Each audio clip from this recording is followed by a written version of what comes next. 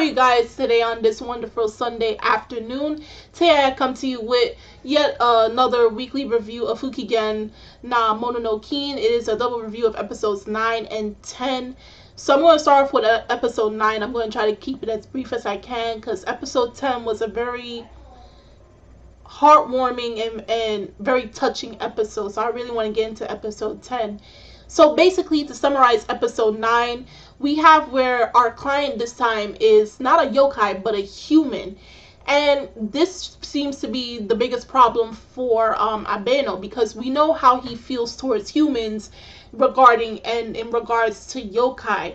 And it was explained back in episode 7 or 6 where he says sometimes humans either they're curious or they're very suspicious, and there are times where they prove to be the most difficult type of customer when it comes to dealing with the supernatural. So when we saw him in that episode dealing with the customer, because it was a young female, I guess she's in high school or middle school, and there was a yokai in her house, and the yokai was not leaving, and what it did was it kept shaking. It almost felt like an earthquake was in the house, so they had to try to take the yokai and try to do exorcism and send it to the underworld.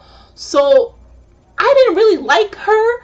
Okay, she was just really annoying, and she wasn't like, she was taking it as a joke.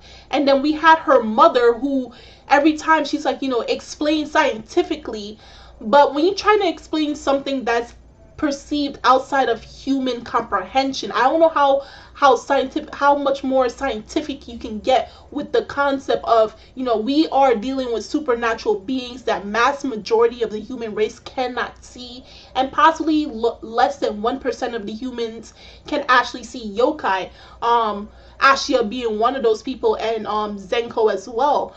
But and with that being said, they're trying to, get this yokai, and we come to find out it's actually it looks like a porcupine type of yokai, and it was really scared because of all the commotion that was going on.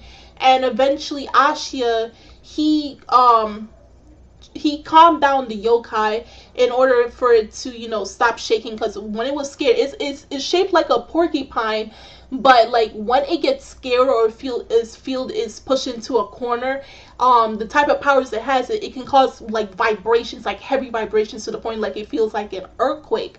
But like the mother of the girl, I didn't get the girl's name. I don't know if they mentioned her name in the episode, but she was like really unreasonable, even to the point where she's like, keep the money. They did do the exorcism, so they were able to calm down the yokai and send it to the underworld. They called him Spiky, so I don't know if we'll get to see Spiky again or not, but it will be really nice because he became best friends with Fuzzy. At the end of the episode, the mother is like, I'm glad for what you did, but never come back here, and never talk to my daughter again. So I mean, if they never came there, you guys would have been dealing with this case, and then you're going to want someone to try to scientifically prove on what's going on, even though nowhere else is suffering the type of circumstances that you are. And then she had the audacity to tell them that to never come near her daughter again. And it greatly upset both Abeno and Ashia, though Abeno was able to deal with it a little bit better than Ashia. And it even said that in this episode, Abeno had a flashback where I think it was a yokai that was talking to him. The yokai said that Ashia was dangerous, and you should like remember this point, that Ashia is dangerous not because he's afraid of yokai. He's very much used to them. It's for the fact that he gets very close to them, like he becomes emotionally attached to these yokai. And it reminded me back in episode 1 when he first encountered Fuzzy, and then like when the I forgot what happened, but like he had this type of blue like snake like aura that was around his head, and his eyes went hollow. And it's like possibly the more attached he gets to yokai, the deeper he goes in, and possibly he may unleash a terrifying power. We don't know about that as of yet, but possibly with the upcoming episodes, a few episodes that we have left in the season, they'll probably prove that, or possibly possibly an OVA will be able to explain that, or something else. We don't know for sure. Now, to get into episode 10, we have where we our client this time, as always, except for minus for episode 9, our client is a yokai once again. So Zenko's appeared once again in this episode, and she's calling for help because what's his name? The fox yokai. I forgot his name at the moment. He grew into like such a large size that he cannot move, and he's stuck in this type of mud. And what happened was he was eating potatoes from the farm, and whenever you eat the potatoes, they were covered up in mud. It caused the yokai to grow large. Now it had such a grotesque smell to humans, anybody that's able to sense yokai or able to see them, but to the yokai it smelled really good. So they went to go find out the problem, and then the yokai they encountered was like, it looked like a scarecrow type of yokai. It looked kind of scary when we saw it in episode 9, at the end of episode 9, but it was actually a very friendly yokai, as most of the yokai that we have encountered. And really that yokai just wanted exorcism, because every time it tried to leave through the mist and the mud, it was always brought back to this point where there was like a tree stub, like a broken off piece of wood in the dirt, and he's always being brought back to that same place. And we come to find out that he had a scarecrow. There was a scarecrow in the middle of a field before the whole place was burned down, that he made it his friend. Even though the scarecrow was an inanimate object, to the yokai it became his friend. And when we saw through the memories of that yokai, we saw that a man was smoking, and then he dropped his cigarette into the field, and it burned down the field and burned down the yokai.